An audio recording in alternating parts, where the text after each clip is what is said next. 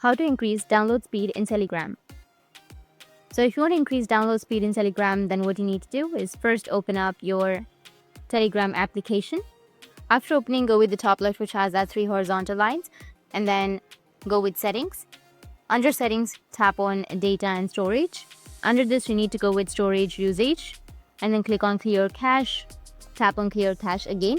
This action will free up space on your device and may help improve your download speed. Now, still under data and storage, click on data usage. Select mobile data and scroll down to auto download settings. Turn this option on, and if you have a good data plan, set the data usage to high. Here you can also choose which types of media to download automatically when using mobile data. Once you've adjusted the settings for mobile data, move to the Wi-Fi section. Repeat the same process, go with auto download media, turn this on and turn all of the options on.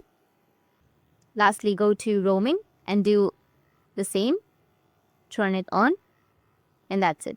This will increase the download speed in Telegram, but make sure that you have a stable internet connection. That's it, and if you have any questions, feel free to comment below. Thanks for watching.